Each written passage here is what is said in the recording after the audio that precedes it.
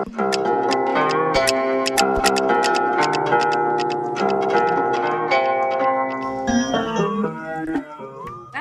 to Make That Paper, the show where we talk about all the crazy jobs we do to make the cash we need to pursue our artistic dream. And for a new knife and the stitches that come with it. Don't forget the boots. Today, we are talking about that warehouse work and also the field hand function. And then there's the old cart wrangle angle. We are your hosts, Jaime Parker Stickle and Jason Bieber. And on this episode, we are talking to a writer who put his own fandom of horror front and center in his writing. And in so doing, he became a true master of the genre. He was a recipient of the 2002 National Endowment for the Arts Fellowship in Fiction. In 2006, he won the Jesse Jones Award for Fiction from the Texas Institute of Letters. And he won the Bram Stoker Award for Long Fiction in 2017 and again in 2021. And we're waiting for 2022. Yeah. We are so excited and so humbled to welcome this literary icon to the show. Our hats off to you, Stephen Graham Jones. Thank you all for having me. Thank you for being had by us. He's like, I've heard better, guys. Guys, this is what I read to myself when I wake up. He's so cool and chill that I feel like, oh, I might blow this.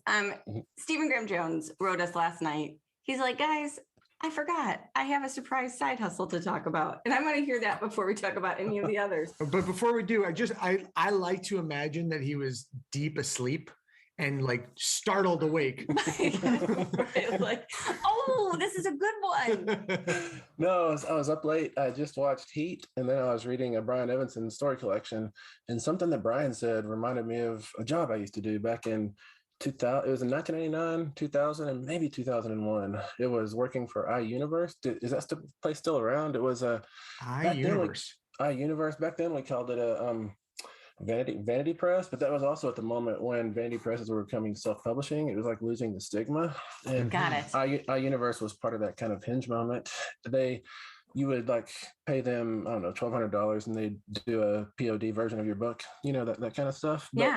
But in order to be respectable, this is me from the outside saying this. I worked for them, but I was still on the outside. It felt like they were like having to maintain us, or they felt like if they maintained a site with literary like attractions, then that would make them more respectable. And so they hired a lot of people like me to run around and do interviews and write features and stuff like that. And so somehow I got on the track of interviewing people, which I'd never done before. And I remember I interviewed Ian Fraser, but actually the coolest interview I did was, I just found the cassette of this the other day. I was going through some old boxes. I got to talk to Kareem Abdul-Jabbar for 45 minutes, Nice. Which was pretty cool. God. Yeah. That is cool. Yeah. Was it iconic? Did he say, don't worry, just chill, I've got this, and he just fed you answers? He's so laid back, and he's such an intelligent guy. It was really nice to talk to him, and I was a complete idiot, Well, Did you just quote Airplane the whole time? Pretty much, yeah, pretty much.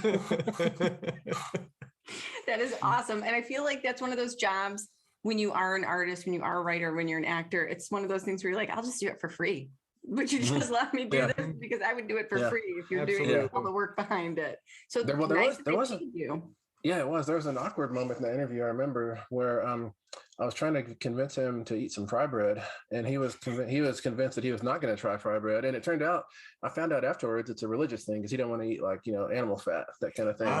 Yeah. But I don't know what ingredients are. I think fry bread grows on trees, So I was convinced that he should try some fry bread. Oh, and he was like, "You're not even sweet, and I like you, so I'm not gonna." That orchard doesn't exist. That job was also the first place I heard about Mark Z. Danielewski's House of Leaves. I was working there in '98 in November, and a friend of mine who had got me on at iUniverse, he was a little higher up than me doing other stuff.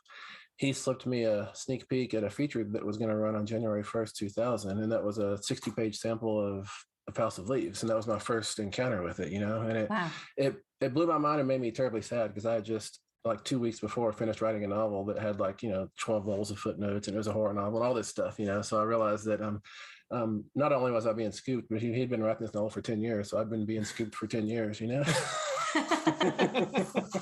What ended up, why did you transition or leave that job? Did you go from that and then you got a teaching gig and that's when it happened?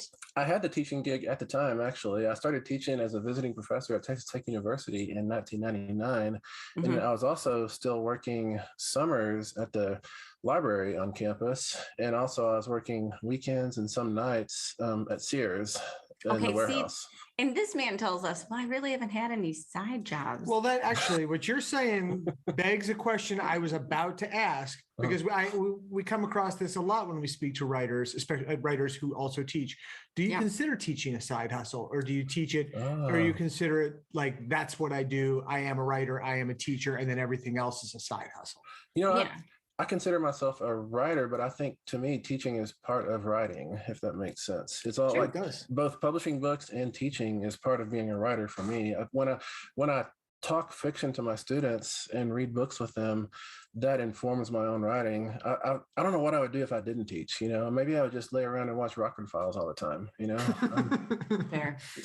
Couldn't be all the time. They stopped making those. Yeah. They stopped making Newhart, and I lay around watching it all day on YouTube. So I'm just saying.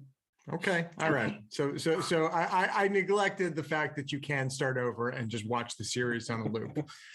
So let me ask you this, because you said something important, that you were still, while you started teaching, you were still working nights and some weekends doing warehouse jobs. I've worked in a warehouse. I was very small when I did. I couldn't even donate blood because I was under the weight capacity, and yet I was moving couches at Pier 1 Imports into people's trucks. So let me say, you were doing like manual labor. Is that something that, because teaching wasn't paying enough, so you kept on, or you were insecure about the teaching? It was all of that, actually. Plus, my whole life I had only ever done manual labor, and it was just like I had inertia. I had like a momentum. That's manual labor was always my fallback. In grad school, like working on my doctorate, all of my people I came to school with and was going through the program with, they were, they wanted to teach this class and this class so that their CV would look better. And then they were watching all the job listings, the posting, just all the stuff you do, you know, to get into academia. I didn't do any of that. I didn't teach. I worked at where was it Sam's? Yeah, I think it was Sam's. And because I never had any plans on teaching, I just wanted to learn more about writing and books. And so as soon as I got my PhD, I came back to Texas and went to work in the warehouse, you know, and the only reason I ended up leaving the warehouse was I hurt my back and I had to get a desk job, and desk job turned into 50 other things, you know? Yeah. Yeah. So, okay. So you're a PhD. Can I ask a stupid question? Okay. PhD. Don't people really go for their PhDs with the anticipation of teaching? Yeah, I mean, the MFA and the PhD are both terminal degrees, of course. You can teach with both of them, but you're much more of a generalist with a PhD, and you can also grant PhDs. And so you become probably a little bit more attractive to programs, books notwithstanding. If you have 20 books in your MFA, then you're probably more attractive than someone with a PhD, you know? But sure. But so I was the weirdo who didn't care about teaching, you know? I love that. Just collected the degree, went back to the warehouse. Look at me. I have this, and I'm buy my book, number one, and then offer me things, number two. I love reading, just reading more about you and some of the stuff, you know, that preceded your writing career. And one of the things you mentioned is that your parents specifically told you not to work with your back. Yeah. My great granddad, actually, I kind of grew up with him in the house. Yeah, he was when I was 12, he was probably late 80s, I guess. And but he was still strong. He would still go out in the fields and work with me. But we'd always be out there working. And at some point in the day, he would tell me, everybody called me Stevie back then. He'd say, Stevie, you don't want to do this for the rest of your life. You want to use your brain. Because everybody, like, I was always reading books. And so people thought that books were my ticket out of this world, you know? Yeah. And they would make endless fun of me for sitting around reading books, but all the same, they knew that it was worth something, you know? Yeah, absolutely. I'm glad that you had that encouragement. And maybe I'm watching too much 1883, but the idea of being out in the field working next to your granddad is very romantic. He's not that old. No, obviously, I'm not saying it took place in 1883. I'm just imagining, this, a lineage, and working together and working. It sounds amazing. No, it was. And what really impressed me was, hoeing cotton. It's a little bit about how much you can stand the heat and how much you can go without water and, all that stuff, endurance. But really, it's about technique. And my great granddad, after doing it himself since he was probably 6 years old, he had amazing technique. He could reach across 3 rows and use the exact corner of his hoe to pluck a careless weed up exactly by the root and toss it where it needed to go. It was amazing. I never got quite as good as him. And also, he could use a scythe. I was out playing at the barn one day, playing with an old scythe, and I was about to cut my legs off, and he came and showed me how you do it. And he had done it like in the Depression. He would work for a quarter a day, I think it was, and just scything tall grass all day. And it takes some real skill to use a scythe in the right way. Yeah, I think you say you don't talk about the Depression, it was your great grandfather. It's interesting because it brought up a lot of feelings about my family. I grew up with great grandparents also. And during the Depression, my great grandmother, who'd lost 2 husbands, she's from Oklahoma, but she would move to California for a job. She would move, big, little teeny woman, 5 feet tall, moving military trucks, to make $1 to pay, raise her kids, and then move to Detroit. That's how we ended up in Detroit, to work the line or whatever she could get. I mean, it's interesting. And I think like certain places where some of us are from, you do learn early on, like, okay, well, you could go in the factory and work, or you can use your brain and go to college. Like, pick one, because this isn't an easy life to work the line the rest of your life, Yeah, exactly. It's interesting. So when he told you that, when he recommended not breaking your body for your whole life, did that get through at that time? I mean, obviously you continued to work manual labor, but well, it got through in the sense that I saw him and all the men and women in my family who were like just not old, but older than me, which was everybody.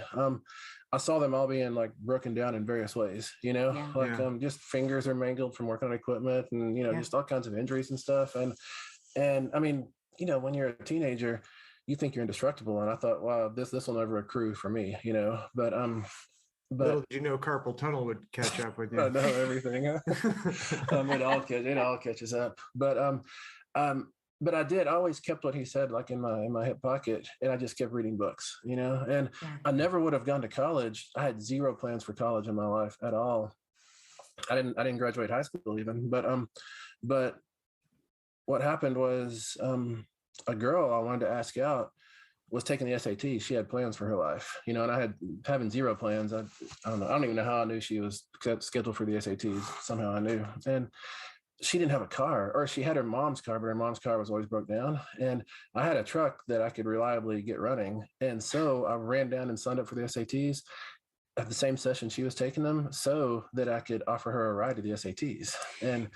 And we did that, and we ended up dating for like 6 months or something. It was great, Why does his life read like a YA novel? It's true. It's like the goddamn Grapes of Wrath, but modern, with like a freaking love story in it. It's the Last Picture Show, I feel like. Oh my God. Yeah. Or is it the way you talk about it? You romanticize your history. But he's playing it cool too. But do it. Very cool. We're here for it. Keep going. Keep going. But then when I got my diploma, through circuitous means, and my mom took me out to eat at this Mexican food restaurant in Midland, Texas, and she said, of everybody, of all us brothers, that I had a lot of brothers, and of all the cousins too, she said, you're the one who reads books. And she said, I've saved up enough money for you to go to 1 semester of college. And oh my God. And I was like, I can do that. I can go like drink for 4 months and then come home and drive tractor. I figured it'd be like a vacation, and so I went up there to Texas Tech, and luckily I had those SATs that I'd done good on. And so I got in and ended up in a philosophy course. And for the first time in my life, I was sitting in a room with people who had all read the book, which was amazing. High school was never like that, Right. In high school, I was always, if I happened to be in class, I was the only one who engaged the material. It felt like to me, I'm sure other people felt like they engaged it in their own ways, but yeah, so she sent me that first semester and I was hooked, and I stayed on until a PhD, That's incredible. Did you take any breaks, or did you go consecutively through? No, it was consecutive. Yeah. And I was a double major in undergrad, and Then in my master's program, it was a PhD 5 program, which is a really, really rigorous curriculum. Yeah. And what you do is you skip the master's and it's all like rolled into one. But then the professor I'd gone there to work with, he blasted off. And so I took my comps and got out of there with a master's and went to Florida State, where I worked with Janet Burway and she was my dissertation director. I have one of her books on my shelf because she's my favorite. I might be in it. I'm in one of those, and I'm about to be in another one, I guess. But that's awesome. But then I did, and actually I think I hold the record at FSU because I did my PhD in 2 years there. That was the fastest they've ever had it done. Did you TA while you were there? Yeah. Yeah. Okay. Do we have any commercials today? Let's take a quick break and see.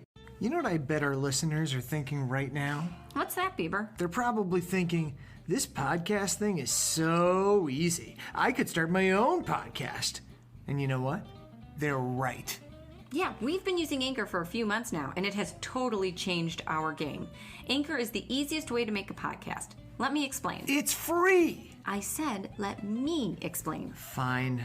There are creation tools that allow you to record and edit your podcast right from your phone or computer. And Anchor will distribute your podcast for you, so it can be heard on Spotify, Apple Podcasts, and pretty much anywhere podcasts are streamed. You can make money from your podcast with no minimum listenership. I mean, it's everything you need to make a podcast, all in one place. And it's free! Yes. Download the free Anchor app or go to anchor.fm to get started. That's enough of them. Now back to us. Well, okay, so your mom had saved up for one semester of college. Yeah. Obviously, you went over. So how, without prying, and tell me to piss off. You're smart. But what were you doing to pay for college? Yeah.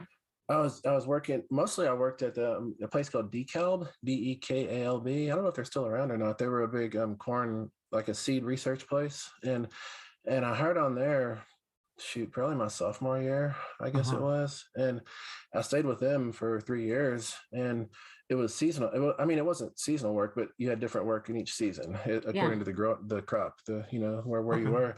And the roughest season was thinning. And them being a seed research outfit, what they do is they take a grain drill and they go out in the field and they plant like sorghum, in 200 acres or 10 acres, however big a field it is. And they plant it too thick. And so then we, a crew of like 16 guys, have to go out and we like all stand sideways, like facing the same way. And then we lean over to these little bitty budding plants. They're like a half an inch tall. And we put 2 fingers between each plant and we pull out the plants so that the other plants can have space to grow. And we do You're giving me anxiety.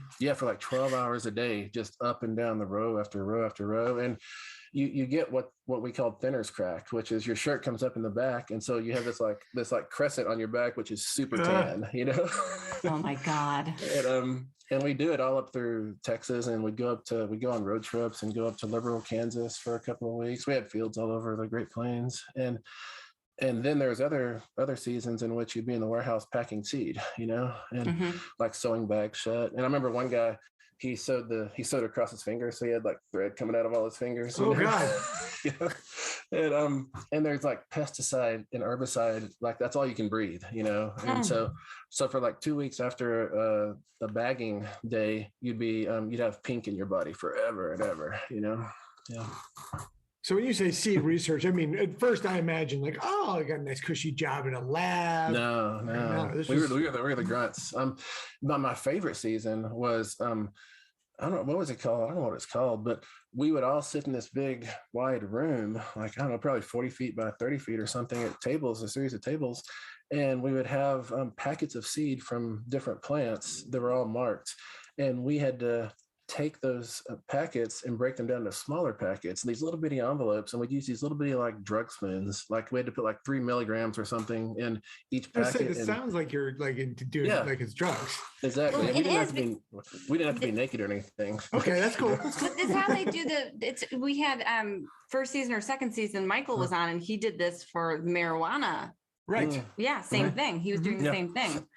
And it was, I love that. I can do that. I love the monotony. I love monotony in jobs. I don't like variety. I like the same thing over and over. And that's how I like all my meals and my clothes. I like everything to be the same, because I grew up moving around everywhere. So if I can have sameness, that brings me home, Do you have your, I'm going to jump away from day jobs for a second and just ask you, now, do you have rituals that, I'm assuming you're not continuing to do, seed research. So do you have rituals that you do that kind of simplify things in a similar way, that kind of monotony and repetition? As far as food, yes, I try to eat the same. Okay. Ideally, I could just take like a pill for every meal, and I would be so thrilled. That would be so much easier. But I drink a lot of Soylent. Soylent is so easy. You know Soylent, right? No. Yeah, I do. Yeah. Well, it's I got excited when I saw the billboards a couple of years ago because I was like, it's made of people. Great. Yeah. Yes. I was like, why do I know that? That's like a horror. But it's actually made of soy. But I guess it's not. Yeah. Okay. Yeah, so I'm going to check it out. Yeah, it's just I don't know, some sort of shake that's How does your wife feel about that? Is she like, I need variety? She needs variety in her food. She does not like the same thing every day. It's great. She just doesn't have to cook for two. Wait, are any of your kids at home still? One of them just came back home to finish his last year of school. The other one is out right now. I have a 22-year-old and a 19-year-old. Oh my gosh. So Soylent every day. Yeah.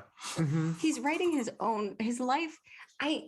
If I may, I feel like your life is leading you to horror. I don't think it was a choice. I feel like you have these jobs that are the same and allowed because you don't have to think about the next step or change or in a new program. You were allowed to really develop and fantasize about, oh my God, anything by doing that repeatedly. And that leads to horror in my head. Yeah. It's like, is the word monastic, like monastery? Mm-hmm. Yeah. Yeah. And so but it's like, I never thought about it like that. But if you're doing just drudgery work, then you can have a vibrant inner life, Yes. 100%. Yeah. Oh yeah. Well, then let me ask you, because some of these jobs predated writing. Yes. Did you were you creating stories and like entertaining yourself in your head? Yeah. Yeah. And I think that, yes, I was. And I think that comes from when I was a kid, like 8 years old, 9 years old, 10 years old, and I would be sick and staying home from school. My mom would have to work. And so I couldn't stay in the house alone because, I'm untrustworthy and I'd kill myself in some fashion. My mom would put me on the tractor with one of my uncles so I could ride tractor with him all day, for 14 hours.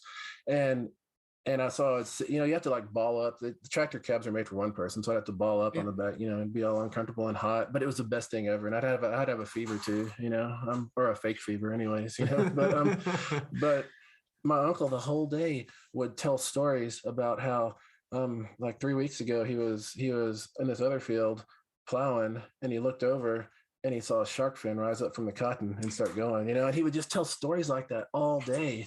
And I was just, I still get chills when I think about it because it was so wonderful living in that world where anything could happen, That's amazing. Is he still around? Yes, yeah.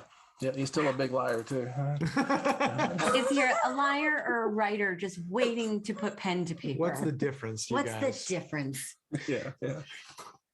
It's funny because I often think, speaking of liars, like, oh, this nonfiction would be really good if I added this line, even though that didn't really happen. And then the fiction is like based on exact reality of what really happened. Mm-hmm. Just names are changed. And I'm like, that's interesting.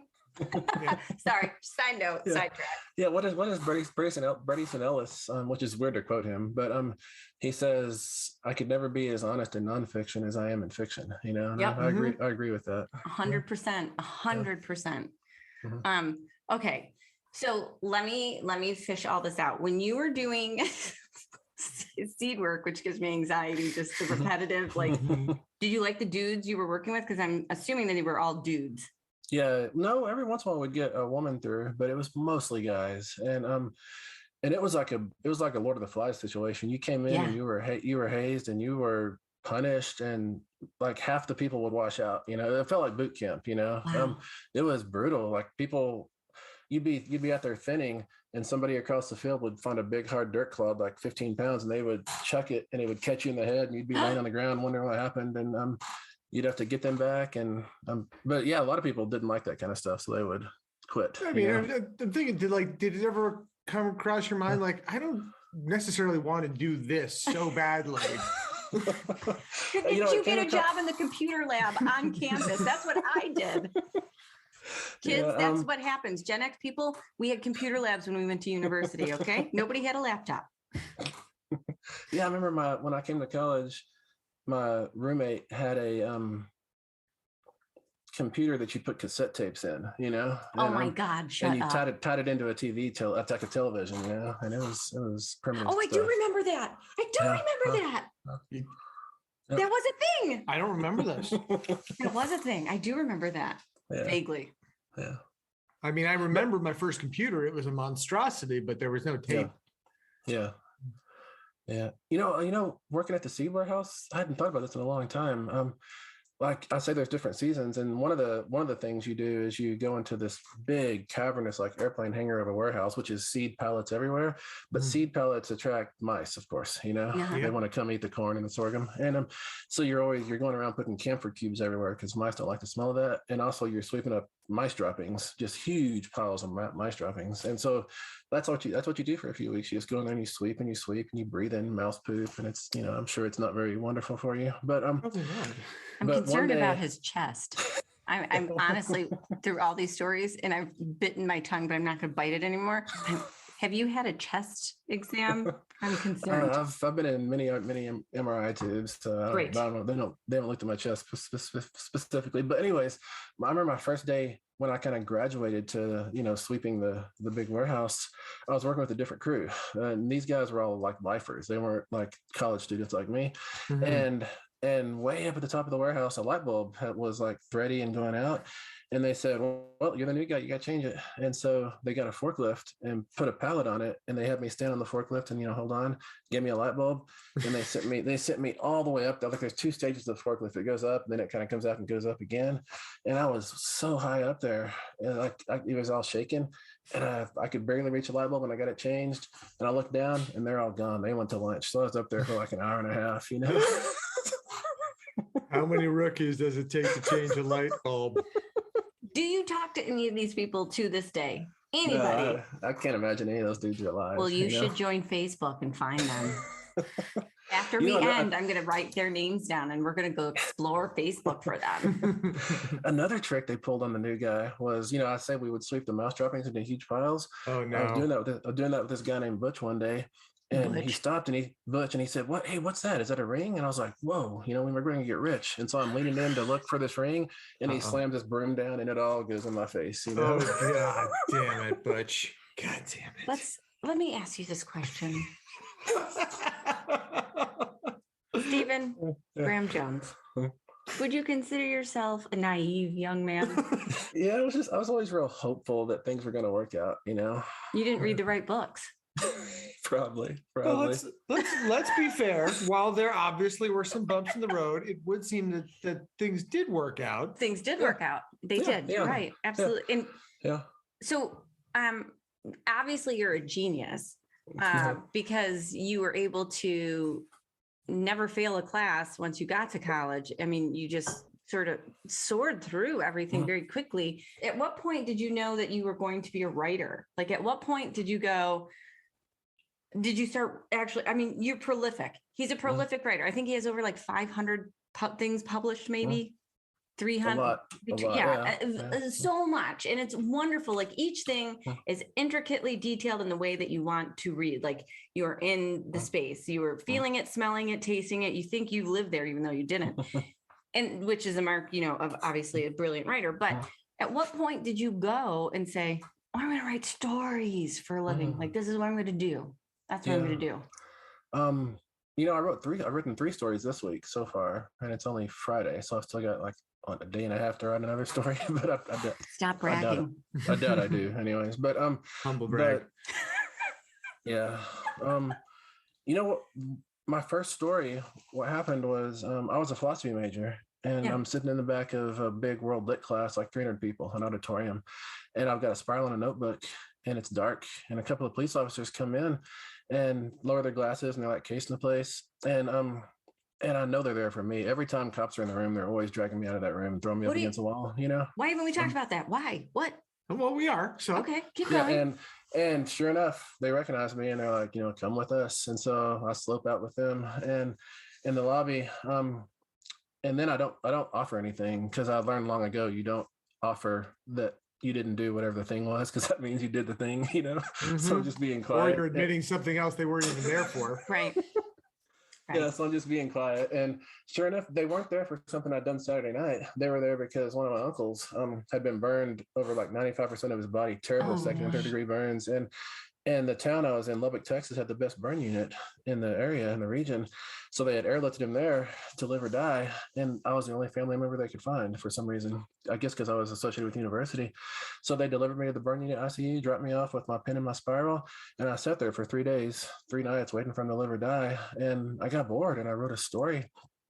And when I came back to my composition 2 class on Monday, after having missed Wednesday and Friday, I was supposed to turn in a personal essay and I hadn't written it. And so I just tore those pages out of my spiral and handed them to the instructor and said, this proves I was writing anyways. Maybe this will give me like half credit.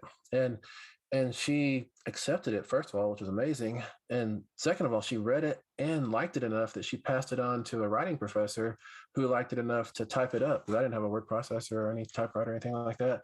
And she didn't only type it up, she submitted it to a departmental contest, which I won. And so I got a check for $50.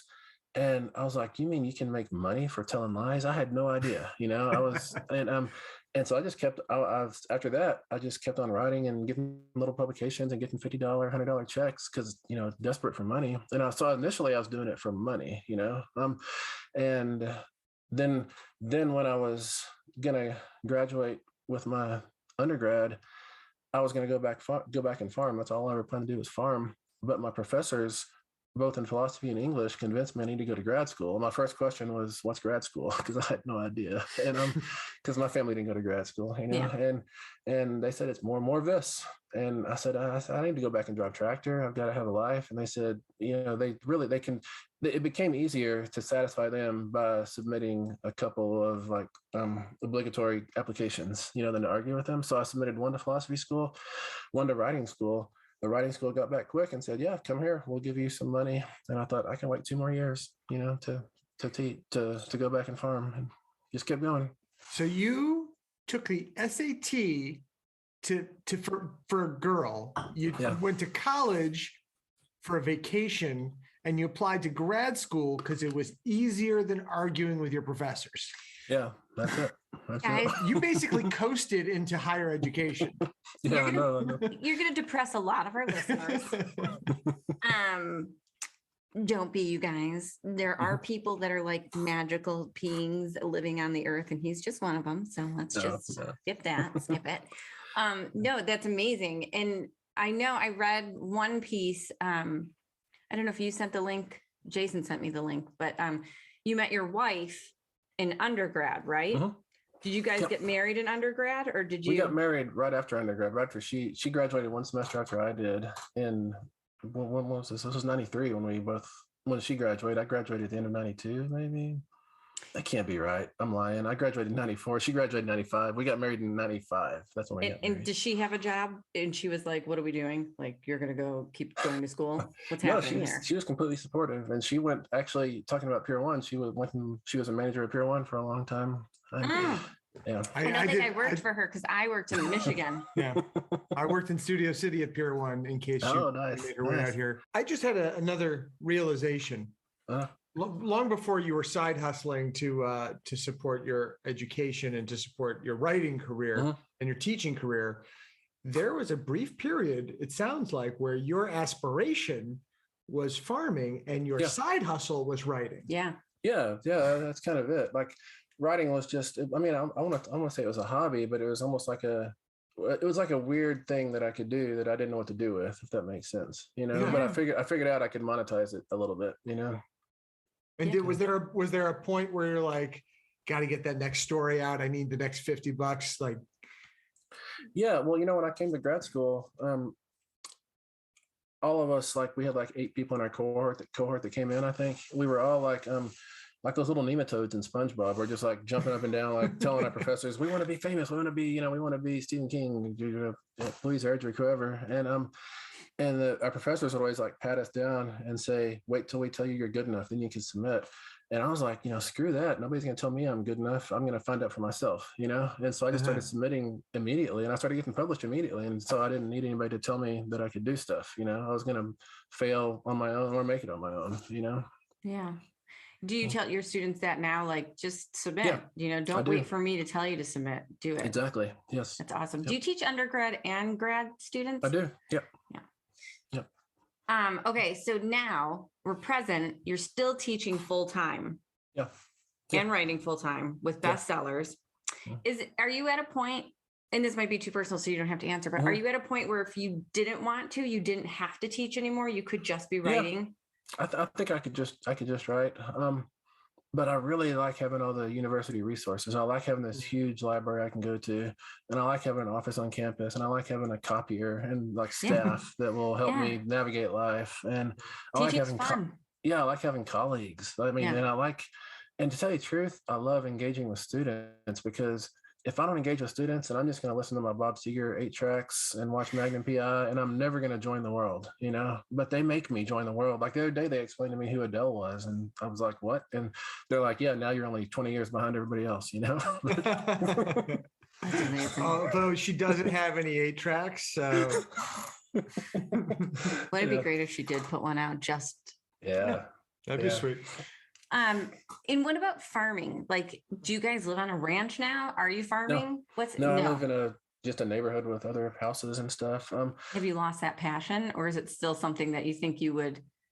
My passion was never for growing plants.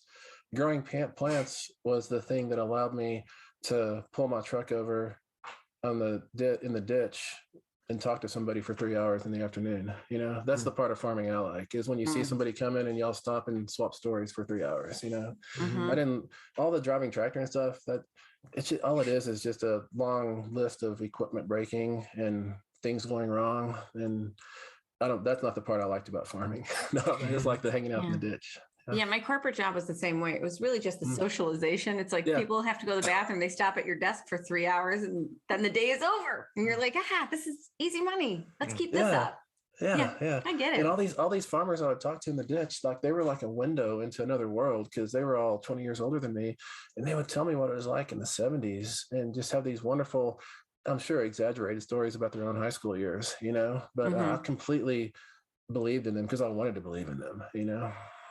Do you find, in academia, with your colleagues, with your students, do you have those ditch moments where it just, it should be 5 minutes, but it ends up being 3 hours? And yeah, I do. Both with English colleagues and other professors from other programs. Yeah, we'll just see each other walking across somewhere, and we'll stop and shoot the bull. But the bull we shoot does tend to be about like former academic jobs we've had, or academic run-ins or conferences gone wrong, that kind of stuff.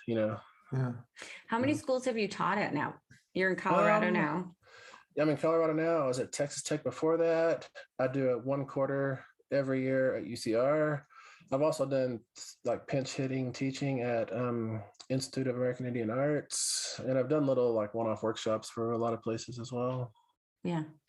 What was the point, or what was the first, sorry, what came first, where you were supporting yourself as a teacher or supporting yourself as a writer?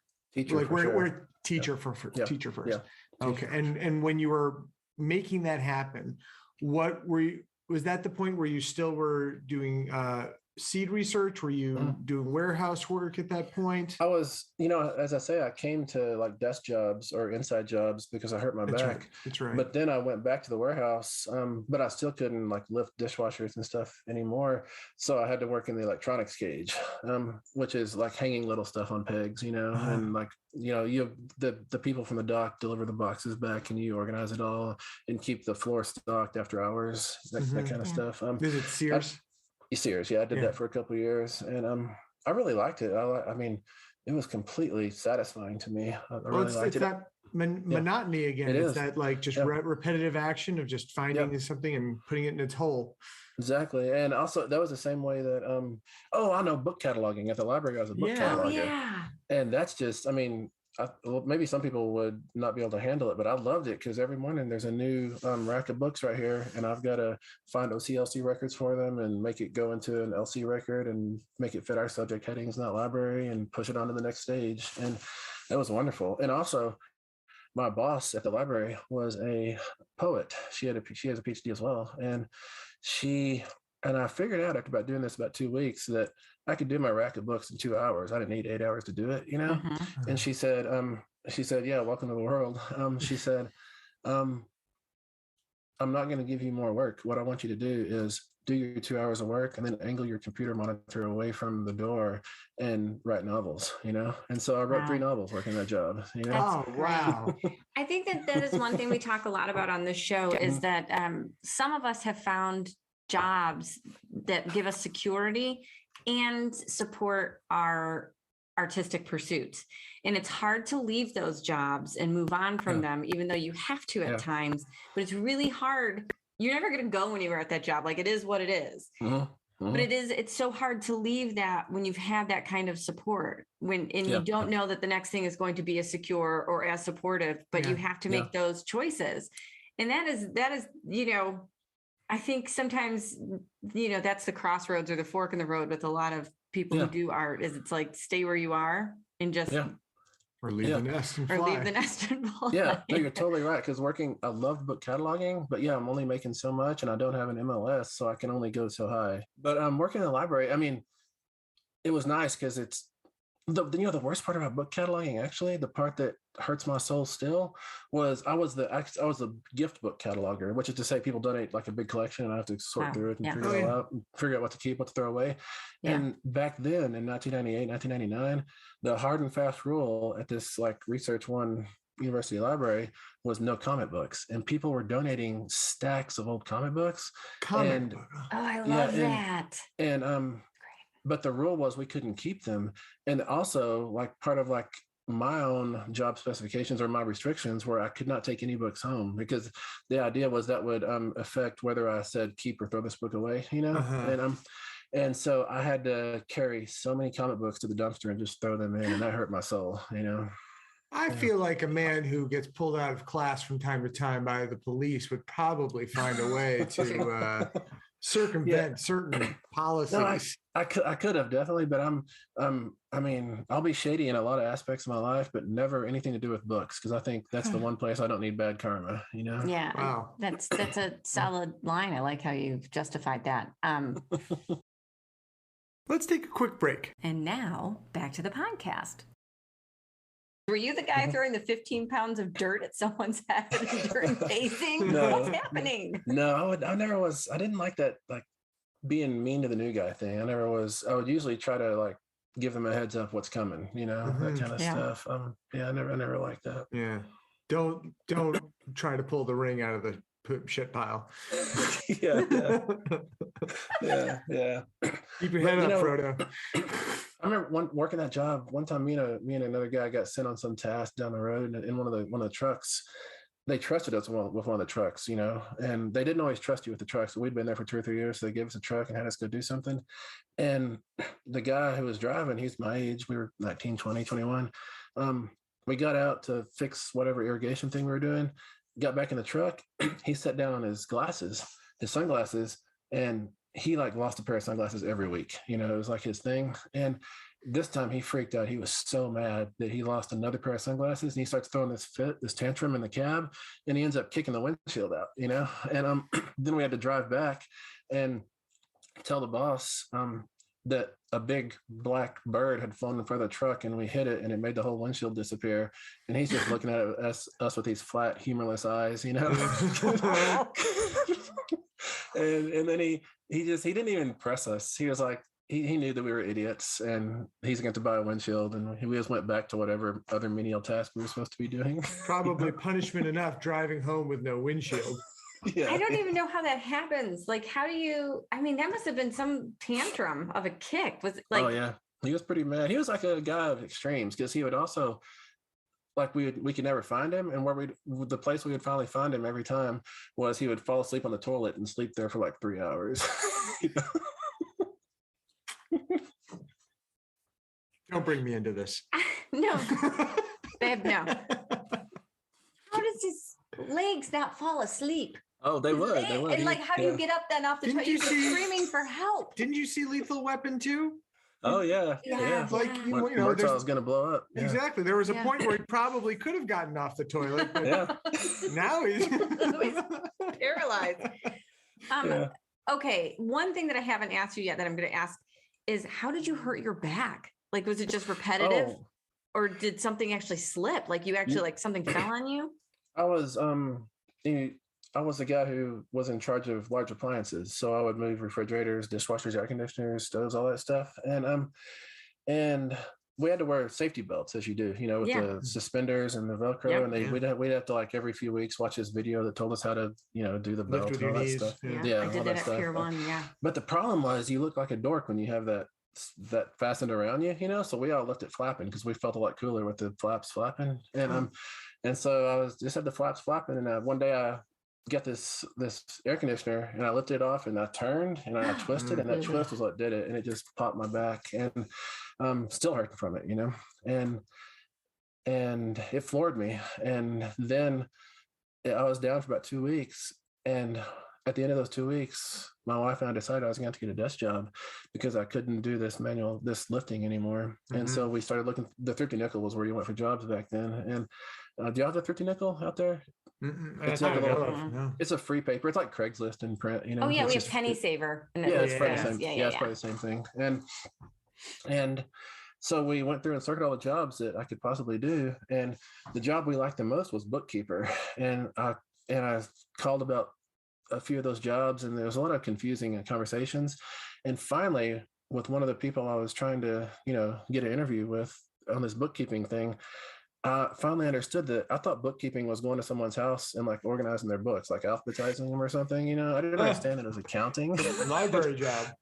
Yeah, exactly. But then at the very bottom of all those things, there's this one little like 3-line job posting in 30 nickel that said, full-time job, benefits, must pass spelling test. And I was like, ding, ding, ding, because I've always been a natural speller. I've just always been really lucky with spelling for some reason. And so I went in, and it turned out to be in a library, and I sat down with that poet and a study Carol, and she read me 100 words. I wrote them all down. She took that list and went out, came back in a few minutes later and said, you spelled 100 words right. You got the job, you know? And so I got into academia because I could spell words, basically, you know? That's amazing. When you mistook bookkeeping, I did the same thing. I went in for a job, I was with a temp agency. So I went in for a job for packaging. It was just admin work, but they were like for packaging. And so it was a very confusing interview where they were like, do you know about packaging? And I was like, well, I've worked in retail. I've stocked before. Like, yeah. And I'm like cardboard boxes. And they were like, yeah, turns out it's packaging design. And like, you know, there's a lot. I was copy editing, and I was writing romance copy and stuff. So I fell into and lucked out with a job that afforded me like almost 10 years of like great. And listen, you probably did a little bit of lying to get in there as well. I did a little bit of lying, but I also think because I was just so eager and I smiled a lot, they were just like, all right, she's a 10. We can let her go after 5 days, you know? But I hustled, because when you don't know what you're doing and you just really need money, because I had slept in my car for a week and then started sleeping on friends' couches. I just really needed an income. Like, she needs it. Yeah. You know, I was down and out. I was 20 years old, I guess. And I spent one summer, I didn't have any money. And so my main food that I ate was Long John. Y'all have Long John Silver's out there, right? Yeah. Yeah. Yeah. You know, you can get crumbs, they scoop up the top of the fryer, you know, and it's wonderful, crunchy stuff. No, I mean, it sounds good, but yeah. And you can go through, I was going inside, and then I figured out you can go through the drive-through, and you can buy a boat of crumbs for 25 cents. And so that was my meals for that whole summer, was crumbs. I just ate crumbs and crumbs, but I was super broke. And then I needed a pair of boots really bad. I didn't have money for boots. But I knew that this road crew, if you hired on with this road crew to work on the interstate, they would buy you a new pair of boots on day one, you know? So my ankle was hurt really bad at the time, but I pretended like it wasn't hurt. I unlimped myself and signed on, got those free boots, Red Wings. And I had those boots for probably 12 years. They were great boots. And then I had to fake my way through that job. And it was terrible, because I'd be like, you have to jump across the road a lot of times on a road crew, and there's like a rig coming at 80 miles per hour, blasting through the skinny cones. And I remember one time I was trying to get across the road and my ankle collapsed and I fell down on the road and there's a big truck coming, it was terrifying, but I made it out. But I did impress the guys on the crew. They were all like lifers. I was the college kid, Yeah. And one day it was like 112 degrees in West Texas. They're delivering rock to us at 150 degrees. So we're baking from the top, we're baking from the bottom. And we went through our 5-gallon water, like by 10 in the morning, and it was ice and water. And then we're finally having like 2 guys hold it up and you're trying to get like 3 drops out of the nozzle. You know how you do? Yeah. And finally one guy said, let's just take that top off. I want the ice. And so they spun the top off. Everybody's going to get a handful of ice. And we look in and it's like this deep of roaches in the gut, like for some reason it was full of roaches. And everybody like dove away gagging and everything. That's the water we've been drinking all day. And I said, no, I'm thirsty. And so I had this guy stick his hand in and hold the roaches and ice back and tilt it back. And I drank the trickle that came out because I was so thirsty. I mean, people eat roaches. So, yeah, I mean, I think it's fine. They're great protein. So you were double downing on that. But I don't totally understand. I'm not in your shoes, but Subway would give day old bread for 25 cents. You could go in the next day and get the bread. So I did that. Yeah. And then I knew exactly if I went to Ralph's and I would pour my own peanut butter, they had the peanuts so I knew exactly how much to pour, that it wouldn't weigh enough to cost anything when I went through the checkout line. So I wasn't stealing. And I knew exactly how many dark chocolate almonds I could get also, where it wouldn't weigh enough for them to charge me. And I would get that much every day. And I would go through and I would do this 2-3 times a day. The cashier knew me. She's like, honey, I'm not even, just go. But I would still, because I didn't want to be caught stealing, go through the line proper. And she would, just wave me through every time. And that's how I sustained until I had enough, to go buy groceries. And the first time I had enough money to go buy groceries, and I had a roommate, I just felt like I couldn't splurge, but I just felt so good that I could buy like fruit and like pay for it. And like, I bought extra peanut butter that time because I could pay for it. So I didn't have to get the amount that was free. Wow. Oh, I had no idea that you could scam them that way. That's excellent. You can. Yeah. You have to go to the store that has the bulk, and then you have to like figure out.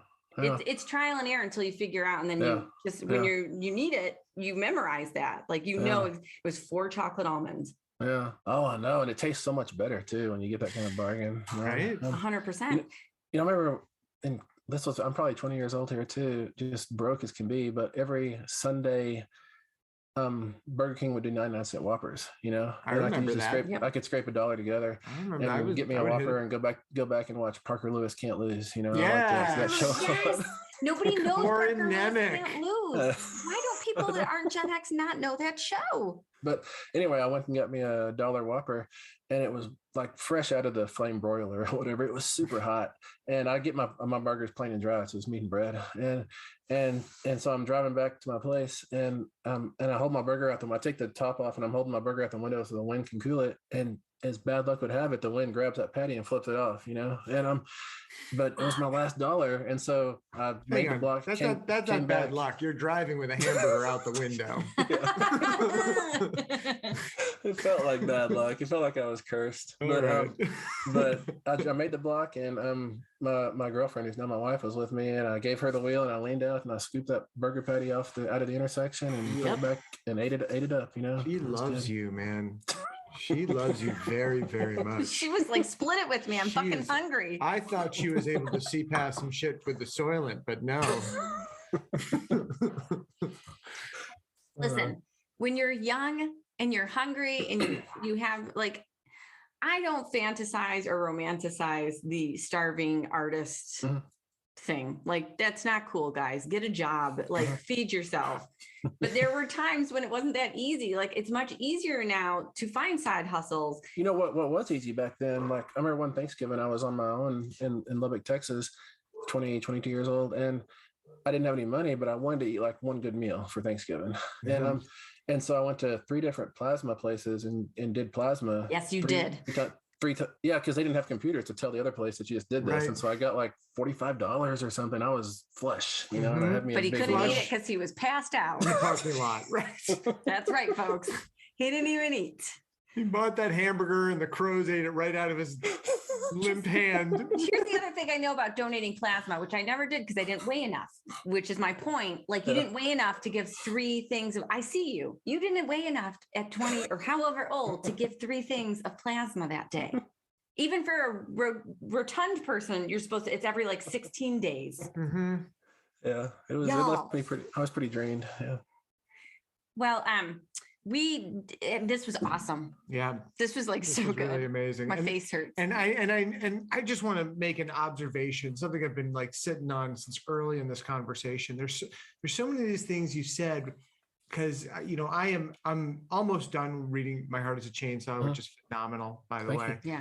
But there are all these little things, these little nuggets you've dropped, and I don't know whether you're aware of them or if it was intentional, but like when your uncle was in the burn unit and you went and you took your spiral notebook and you wrote your stories and you turned them in as extra credit. I'm like, oh, that's Jade. That's Jade like turning in her extra credit. Yeah, 100%. And just the other things like I don't know how intentional it is. Maybe it's completely intentional, but well, even the day laborers from this story, this conversation, even the day laborers are something that you're in your books. You're in your book, and you transform your stories into your own personal stories of your day, of your work history, into the lives of these characters. And I think it's it's why it's so real. It's why it's so textured.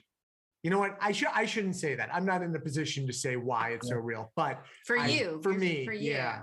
For me, well, to me, it just feels like laziness or lack of imagination. Yeah, I feel that way when I'm writing sometimes too. I'm like, why is my life so interesting to other people? Fuck. But yeah. Anyways, we do what we do. Yeah.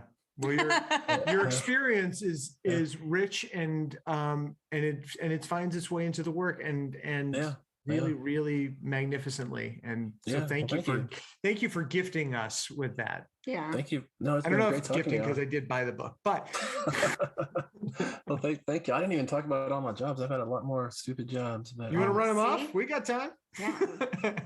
I guess when I was 12, I started out chopping cotton, graduated to move an irrigation line with the tractor work, and then got hurt for a while in high school, so I couldn't work in the fields. And so I went to be a roof estimator for a fly-by-night roofing place. Oh my God. I had to get up on ladders. Yeah, high schooler. Yeah, it was a total scam, Total scam. And then I was a curb painter for a while, which didn't work very well. Yeah, no. We were scam. We were not good curb painters. We messed up a lot of addresses. And this one guy I was walking, cutting through a storage unit, and this one guy said, "Hey, you come over here." And he had a flatbed trailer with him. And it turns out he ran the place, and he also was a maintenance guy for it, a big storage complex. And he said, "Hey, you like to make some money?" And I said, "Sure." And so I hired on with him for 30 days to paint his storage unit, like you know how they are. They're just big places. But we couldn't use a sprayer because that would go through the cracks between the cinder block and the garage and get on people's belongings. So I had to use a roller in like 115-degree heat for 30 days. And that was some brutal work. And what else have I done? Yeah, the seed stuff. Pulling carts at Sam's. I was a night janitor for the biggest daycare in Texas for a while. Wow. I worked in a daycare transmission for kids. Yeah, for little kids. I edited legal briefs for a while when I was in grad school, I guess. Oh, did you write the story of the night janitor yet? Because I'm here for it. Well, I mean, Jade's a janitor. She's not a night janitor. That's true. Oh, crap. And That's right. Yeah. Oh, crap. Mm-hmm. Your whole life is in Jade's book. Yeah, no, it's terrible, huh? And then there's a universe thing. What else? A library, a lot of warehouses, transmission shop. That's all I can remember. I should have made a list of them, but you just did. Yeah. It's awesome. Yeah. I think like when we ask people who don't know us or whatnot, and we're like, send us a list of your jobs. And they were like, well, like you, like, but it's not impressive. And we're like, that's better. Trust us. We want to know everything you've done because we've done everything. And by the way, one of my favorite things about this show is talking to people and seeing them the moment they remember other things they've done. Yeah. It comes flooding back. Am I right? You try to block it out and we make you remember. Yeah, no, for sure. I considered being a massage dummy because somebody gifted me a massage like 10, 12 years ago. And I went in and this woman was just brutal. Like she's trying to break me, but I never made a noise. And at the end of it, she said, you are a good massage person. You don't complain. And I was like, I couldn't even talk, because I was so hurt. And she said, you should come to the Massage Institute and you can have students massage you all day as practice. And I was so tempted to do that, but I didn't do it. Also, I got offered work at the grocery store once. I was walking out with my whatever I bought, for dinner. And this woman approached me and she said, her and her friends are artists and they need nude models. And could I come be a nude model for them? And I was like, well, this would be money, but I didn't do it because it seemed like a not above board kind of thing. Yeah. One of my favorite jobs was actually the warehouse at Sears, and I was outside Dallas. I worked at a lot of Sears, but this was outside Dallas in a place called Louisville. And there's like a garage door corner where it went way high. We put all the garage doors there, organized by number so we could find them when we need them. And I hired on, this one guy showed me that there was a way to climb those shelves. They were really sturdy shelves.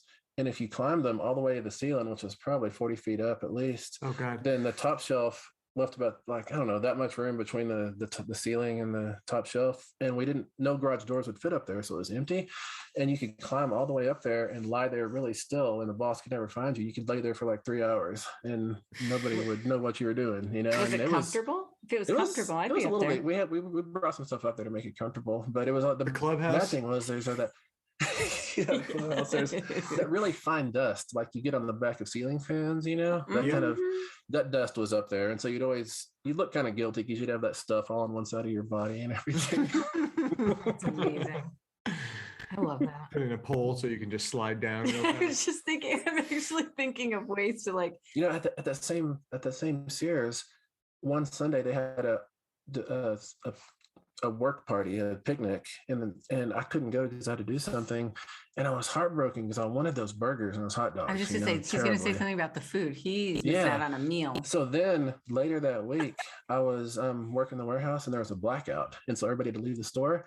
But instead of leaving, I snuck to the break room because I knew where they had stashed all the leftovers from the party, and it was like by the sink in the cabinet. And so I opened that door and I was just like eating every hot dog bun, every bread I could as fast as I could.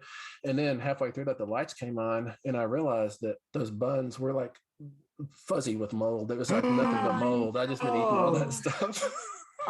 It's so funny because by the way, I'm gonna have you on my new podcast, Gross Shit I've Eaten.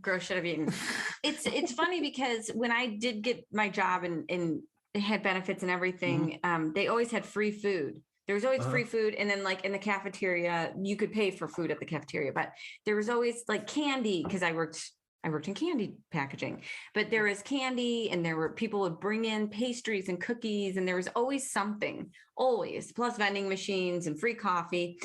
And I never ate because I didn't want people to think that I was desperate for food. Oh. So I avoided, I had conditioned myself not to eat in front of people for the longest time. Like wow. It's a very weird, it's probably a woman thing too. Like there's just so many little things. I was just like, man, I really do want that cheese Danish, but I'm not going to have it. I forbid it. I forbid you, Jamie. So I just want to eat. And people are like, oh, there's free ice cream today. And I was like, oh, good. Enjoy that. I'm good. It's too bad you didn't work at the moldy hot dog bun place. I know. Self-control would have made a lot more sense. Yeah.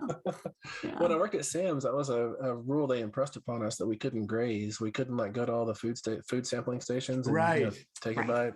Yeah. That was the only reason I ever shopped at. Well, we went to Costco, but that was the big draw. So when coronavirus hit and the samples went away, I'm like, we're done. Yeah, we canceled our membership. We were like, well, F this, because we would go there for dates. What would be the point? Everything. Yeah, for sure. This podcast just took a weird food turn that I'm really comfortable. It took an inevitable food. I'm very comfortable with it. Yeah. At Sam's, I had to sign papers that I would never work at a Walmart again. Walmart. Oh, Yeah, Sam's Walmart yeah. owns Sam's, or Yeah, Sam's they're all owns Walmart, together. or There's somebody. some together. Yeah, but I could never work at anything in that family. You know, interesting. I'm not totally sure why. I must have done something really bad. But oh, this was like at your exit interview or something, like when. Well, at my firing or whatever. Yeah. Well, do they carry your books? Now I'm gonna have to see. I don't shop at Walmart, but I would love to see if they sell your books. That's a good question. Yeah, I don't know. Oh, I'm gonna look into it. Mm-hmm. Yeah, Can confirm on the social media when this comes out. I do remember when I was working, what I was doing there for part of my job at Sam's was package pickup, so delivering heavy items or big items out to the cars, you know. And I was doing that with a friend once, a king mattress. We had it on a cart, and we're just walking and talking, having a good time, following whoever the customer is, and we got to telling stories to each other. And then we realized that neither of us had the cart anymore. You know, we had lost track of the cart. And we look around and it's just sailing across the parking lot, like with this king mattress on it. And there's this person up front in the parking lot getting out of their wheelchair into their van with the assist thing. And that mattress just takes them out, like sends everything going. And we're like, well, this is it. We're going to jail. You know, this was definitely the exit interview precursor. Yeah. We run over there and that person is just laughing and laughing. I thought it was the most hilarious thing ever. They weren't hurt, you know. Okay, good. Yeah, which was wonderful. And they were good natured about it. And I don't think that's why I got fired. I think that I got in trouble for it, but I don't remember what I got fired for. But it wasn't that. So it was worse than that, whatever it was. Yeah. Or you just got caught. Yeah.